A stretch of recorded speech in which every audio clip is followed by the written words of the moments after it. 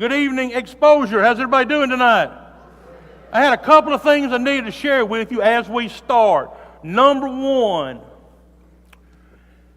on behalf of everybody in the big community who is staying on the 9th or the 10th floor, for the love, please quit playing on them elevators.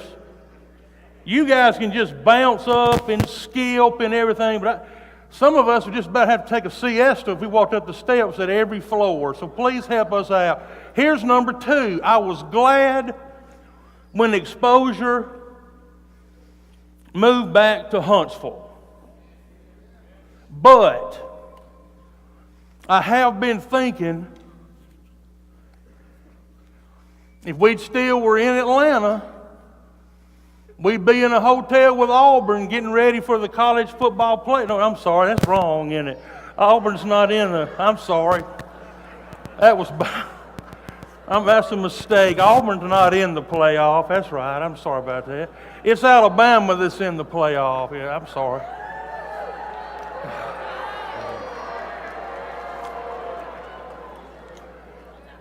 I was a little bit concerned that I wasn't going to get over here in time to speak tonight.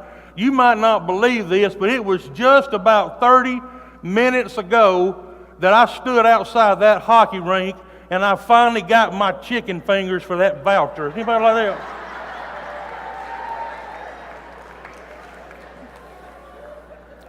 That's not the truth totally, but I didn't get my chicken fingers last night. I got up to my seat on about row Z, and I was so tied in that seat, I think the jaws of life was going to have to help me get out of it. And I'll just tell you one more quick little thing. Ever since last night, when Kyle Butt got up here and spoke, and I started looking at the screens, and I was about to freak out when I saw that shadow. Do y'all see the shadow behind? And I knew it. It's true, but I knew I was going to look like a snowman standing behind me.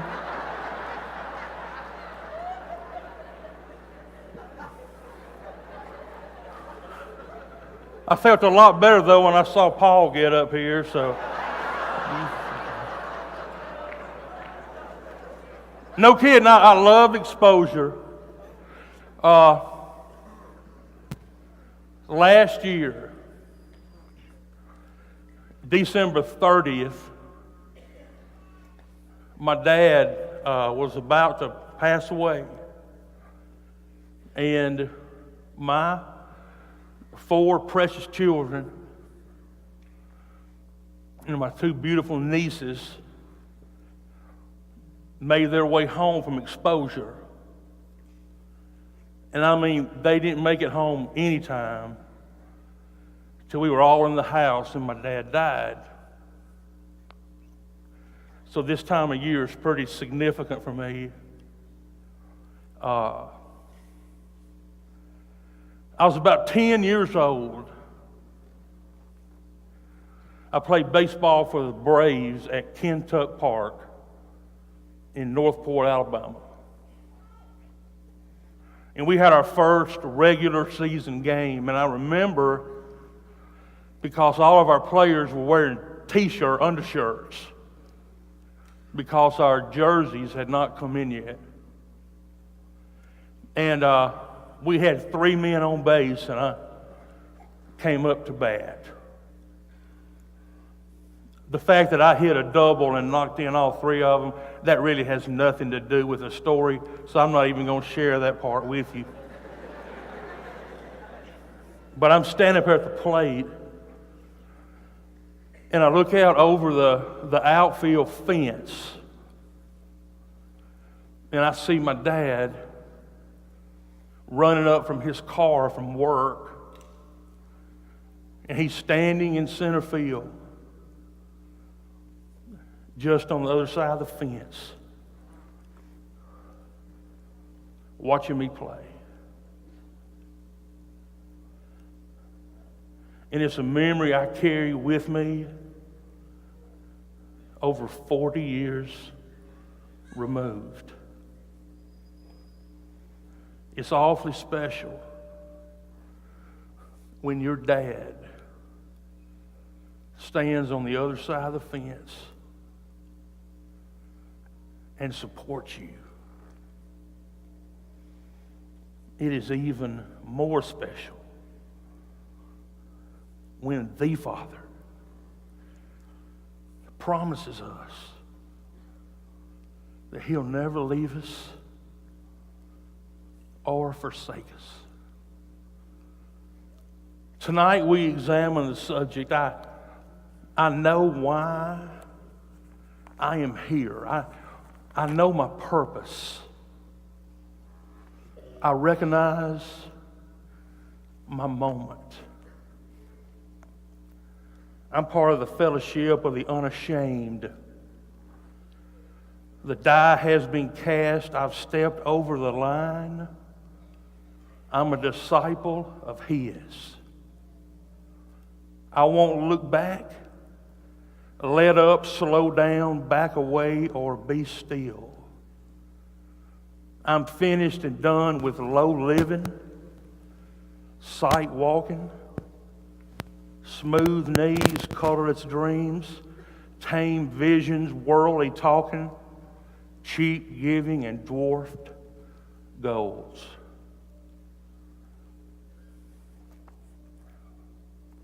I'm a disciple of His. These words were spoken by a young preacher who was put to death for his convictions. I am a disciple of His. Jesus started the chain when in John chapter 8 He said, I am the light of the world. And that same Jesus in Matthew chapter 5 pointed to us, His disciples, and said, you are the light of the world.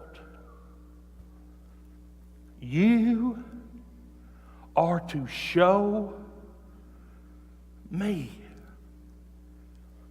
You are to draw people in to me. In the book of Philippians, you read these words, shine as lights in the world. Don't make your purpose too hard. It's really that simple. I'm a disciple of His. Sing with me. This little light of mine, I'm gonna let it shine. This little light of mine, I'm gonna let it shine. This little light of mine, I'm gonna let it shine. Let it shine all the time. Let it shine. Now, here's where we're going to go. We're going to start in the Old Testament. I want to tell you a little bit about Jonah. I think that's pretty important tonight. I'm going to tell you a little bit about Jonah. In Jonah chapter 1, Jonah was given this charge to go to Nineveh, this great city, and cry out against it. Jonah resisted. He went the other way, trying to run away from God. You know that story. And ultimately, Jonah finds himself swallowed up by a great fish. Now, don't kid yourself. Don't make that great fish anything bad. That great fish saved Jonah's life, right? And there he was in that great fish, realizing that God had given him a directive of what he wanted him to do. He said, I want you to go to Nineveh. I want you to go to that great city, and I want you to cry out against it. Jonah tried to run away. That didn't work out for him. He gets thrown into the water, swallowed by the great fish, and there in the great fish, Jonah comes to this place that we call repentance. A godly sorrow for what I've done. I realize how wrong I've been.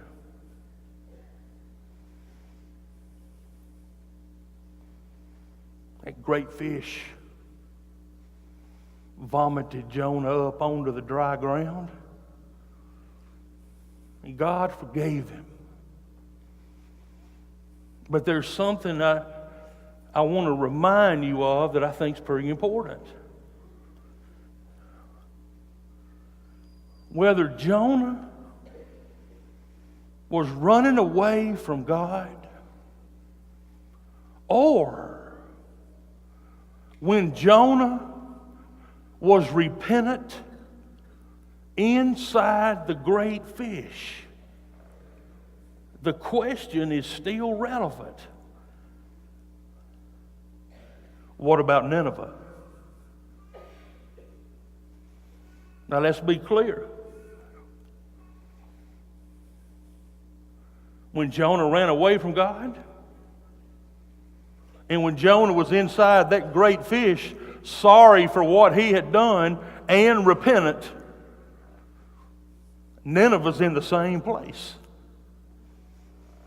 They're still desperate for somebody to proclaim God's word to them. This is my 17th exposure, and there's something I want to observe for you. And I sure don't mean this to be critical, but I'm telling you the truth. Exposure Youth Camp is life in the fish. It's a place of recognition, and it's a place of challenge, and it's a place of committing to do better and making life right when it's been wrong. But as we sit here in this great arena this evening, filled with almost 2,000 people, the reality is still the same question: what about Nineveh?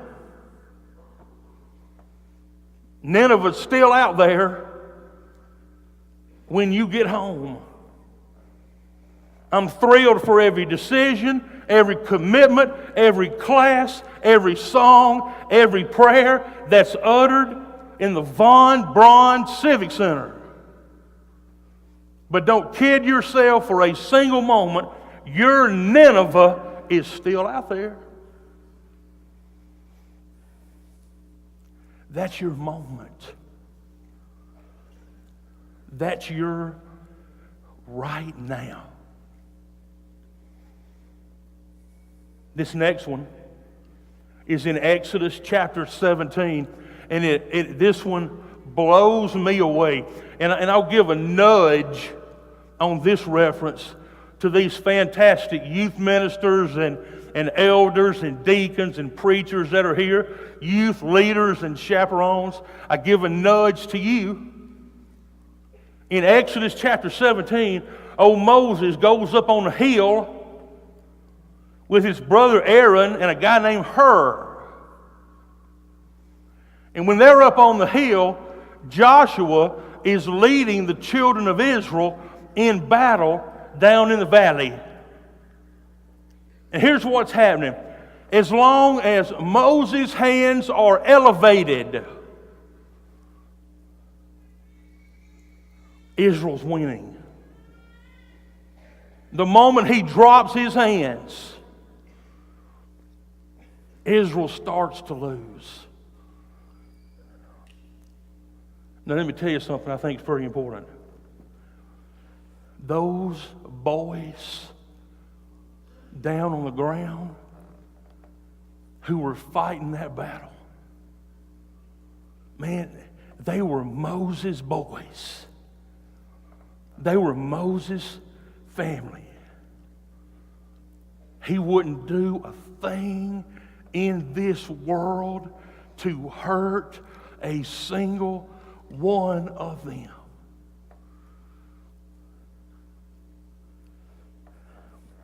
If Moses' arms dropped,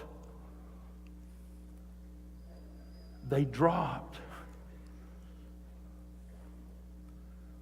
because he just couldn't hold them up any longer. Question. You been there? Good night. I just don't think I can go on.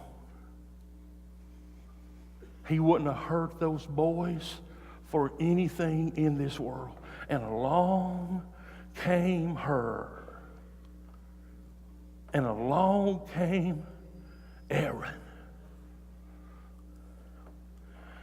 And they held those arms up and supported Moses till the battle was completed.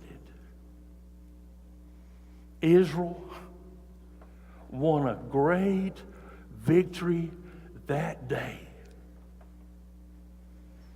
And they won it because every person involved lived their moment. Her says, not today. Israel loses. Aaron says, Moses, about time you fall apart. You've been getting way too much credit anyway. Aaron says, not today. Israel loses. Now, I'm not sure how many Moses are in this room. They're pretty rare, you know. But I guarantee you every person in this room can be an Aaron. Every person in this room can support and hold up and lift up and make better so that God's people continue to have great days. What do you think about Shadrach, Meshach, and Abednego in Daniel 3? I want to tell you about, and I call this the rear view mirror principle. Because you look at that Bible that you hold in your hands and you know how things worked out. See, I can start talking right now about Shadrach, Meshach, and Abednego, and every one of you know they're going to go into the fiery furnace, and they're going to come out, and they're not going to be burned or bound or singed. You know the story. Those boys didn't know what you know. In fact, I figure the fact that Shadrach, Meshach, and Abednego came out of the fiery furnace, I don't think that means a thing in this world. I think the story, disciple. I think the story, Christian. I think the story, child of God, is that they were willing to go into the fire. I've thought about those boys a good bit in my lifetime. One of the things I've thought about them, how easy it would have been for them to make some kind of physical move of compromise to keep them out of trouble. Pick up a gum wrapper off the floor. Bend over and tie your shoes. There are so many compromises that Shadrach, Meshach, and Abednego could have taken for their life to be spared. What were their words to the king? Even if we die in that fire, we're not going to bow or give the perception that we're bowing to your golden image. The story is not that they came out of the fire. The story is they went into it. And God bless every young person in this room right now, every chaperone, every youth minister, every leader in this room who makes the commitment, I'm ready to go into the fire. Their buddy Daniel made a similar declaration in chapter 6.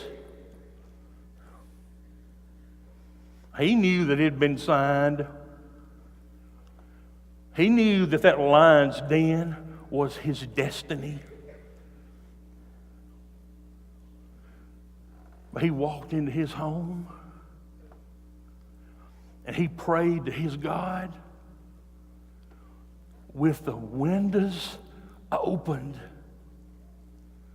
just like he always did. Now they caught him, and the lion's den was his destiny.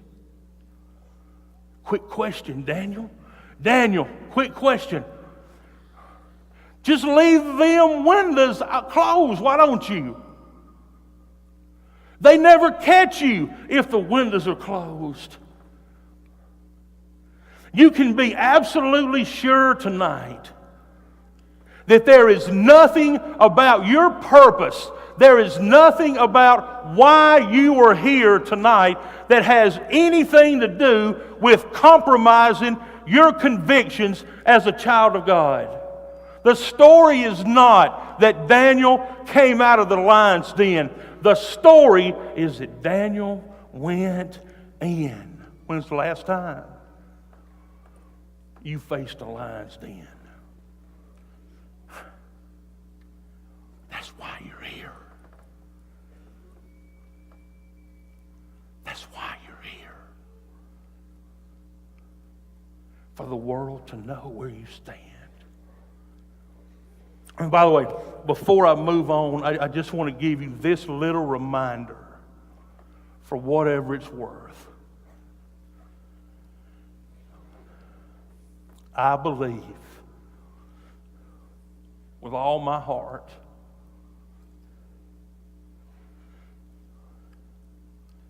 that the God who was with Shadrach, Meshach, and Abednego, and the God who was with Daniel, I believe that same God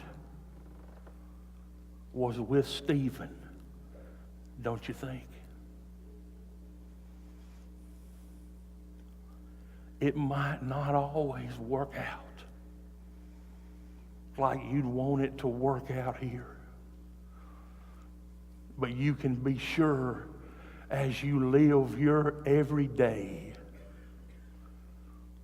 as you live your right now, God will never leave you or forsake you. Now, Jesus said a couple of things I want to remind you of tonight. Number one, in Mark chapter 10, Jesus said, the Son of Man has not come to be served, but to serve. How about that?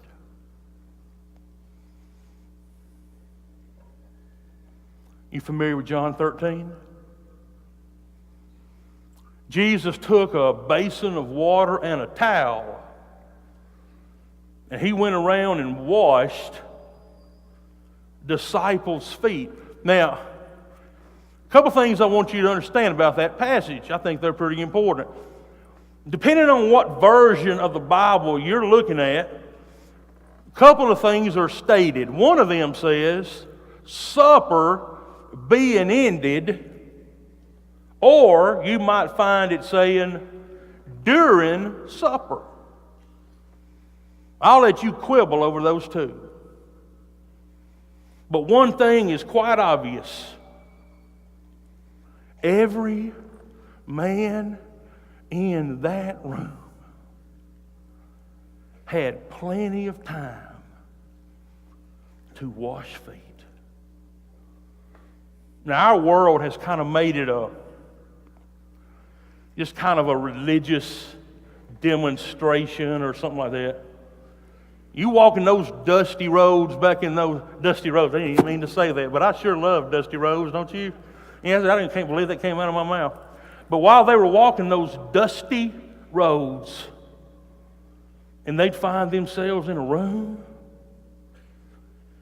it was needed for that bond servant to get up and go around and wash those feet so that the meal could be served in an appropriate manner. Every man in that room had a total shot to get up and wash feet. And for whatever reason, every one of them said, not me. Not me. So after he had completed the task, Jesus looked to this group and said, I've given you an example that you should do as I have done for you. Disciple, Christian, child of God, live in your right now, live in your moment. It's not about whether or not it's your turn. And it's not about whether or not somebody else should do it.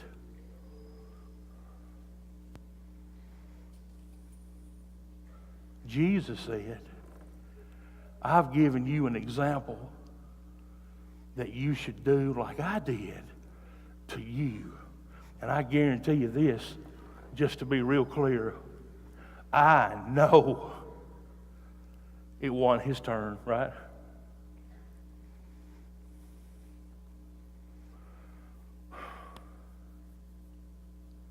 When's the last time you washed feet? When's the last time you took a basin of water and a towel and served?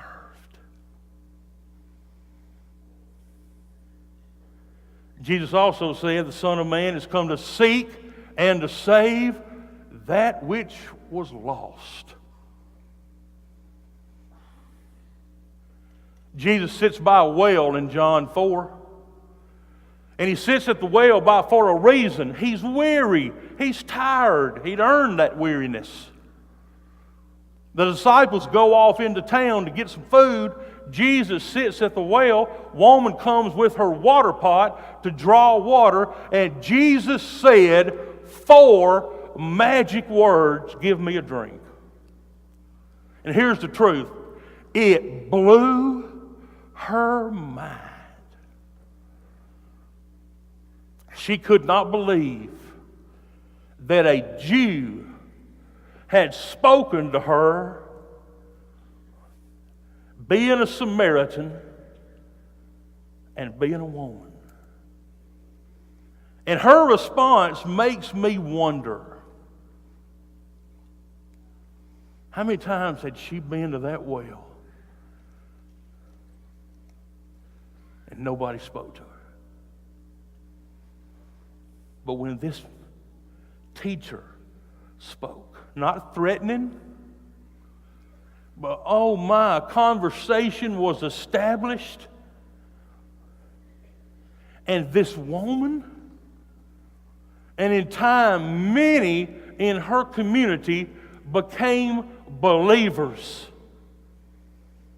All because a Jewish man did the unexpected.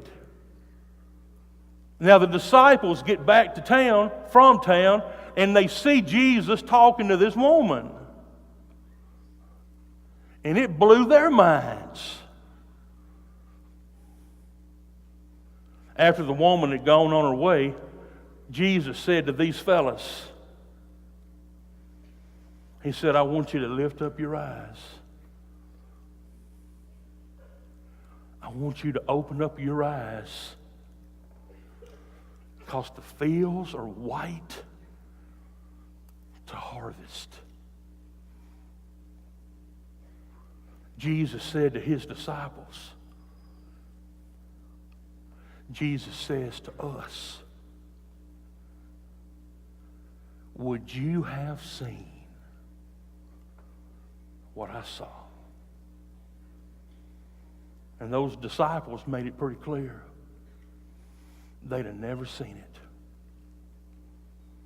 They'd have never shared one word.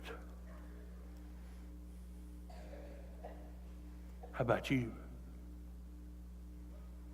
How's it going for you at the well?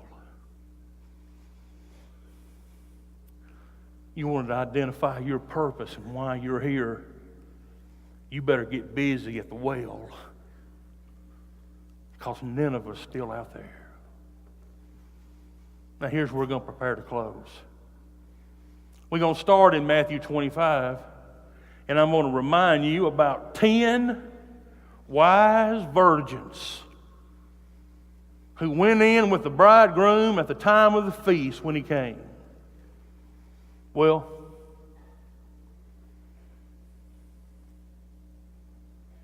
if he'd have come in just the right moment, I reckon all 10 would have gone in. All 10 of them would have told you, you know, I want to go in. I want to be ready when he comes. I want to go in with that bridegroom to that great feast. 5 of them were wise.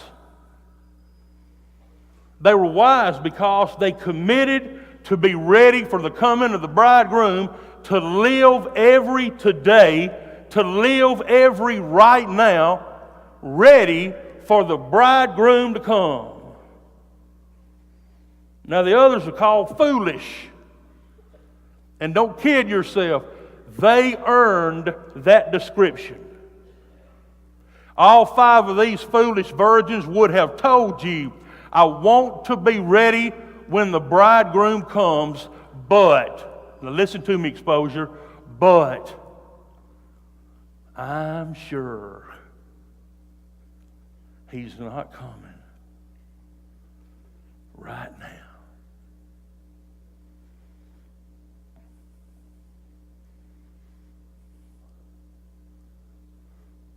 Bridegroom doesn't come on your terms.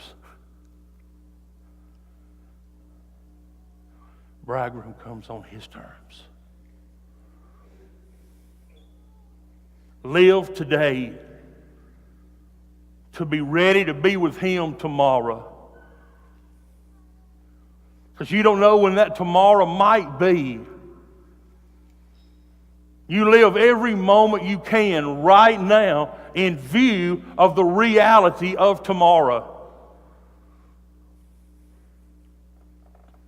To be fair, I want to remind you of three passages in Luke. Luke 12. There was this guy who was so prosperous that he determined to tear down his barns and build bigger barns. He was totally invested for his moment in right now on this earth. You know what happened to that fellow?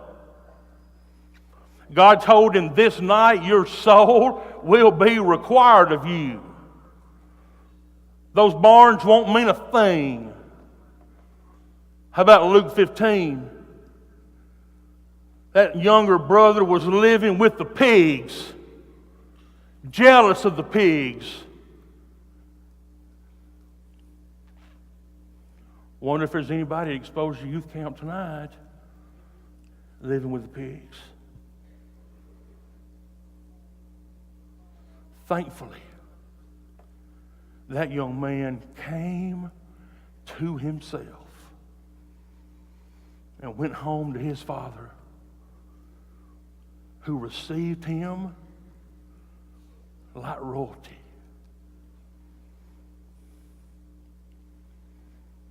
That dirt and smell of the pig's pen didn't mean a thing in this world of the Father,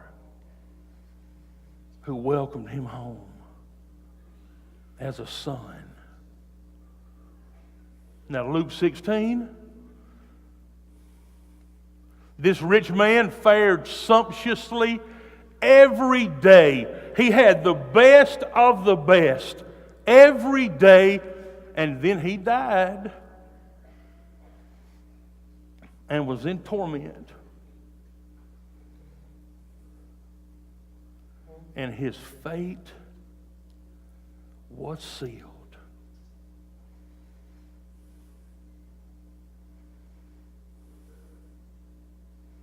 I wonder what he'd give tonight for the right now that you have. I was in Montgomery a number of years ago speaking at a program at Faulkner, and I was going to speak late on an afternoon, and before that service started, there was a program, and the great guys from Cornerstone were performing. And I was sitting off to the wing, and I was enjoying myself. I didn't understand hardly a single word they were singing, but I was enjoying it, and it seemed like the people in the crowd were enjoying it. And after a while, one of the boys in the group looked out to the audience and said, "This will be our last song." And they sung it, and the crowd responded, and they walked off that stage. And somewhere in the crowd,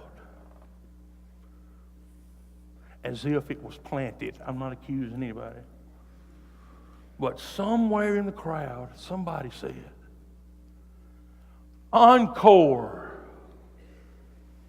Encore!" And it began to pick up steam, and others were saying the same thing, "Encore! Encore!" And it began to resonate through that hall in the rotunda. And the boys came out, and they sang one more song. And I'm not that very hip or smart or anything like that, but I could tell right away this was the very best song they had. I could tell the way the crowd responded. They enjoyed it. They cheered loudly. And there was not a doubt in my mind this was the best song they had. And it didn't take me long for the thought to cross my mind. What if that crowd had not called for an encore? That concert would have ended, and the best they got would have never been sung. Let me tell you something, young people and older people alike. Life does not have an encore. This is your shot. This is your one and only. This is your right now.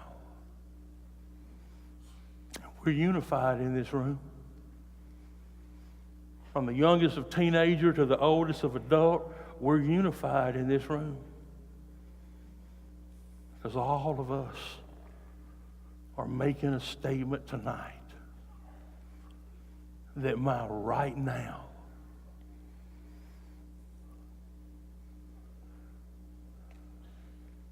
is how I'm ready to live my from now on.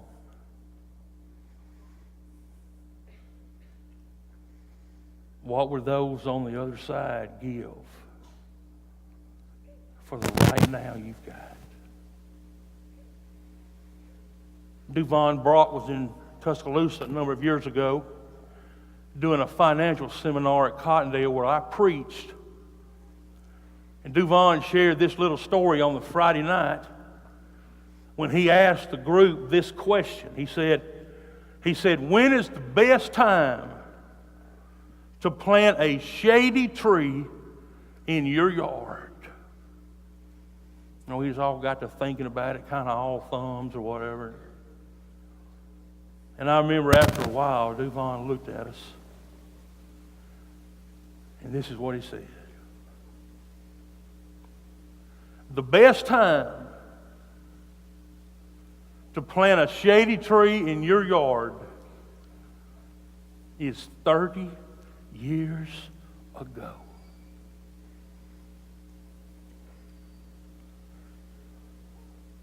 The next best time is today. Now, I can't do anything about 30 years ago, but I can sure do something about my right now. So can you. God bless you, and know that you're loved. That's the way we stand.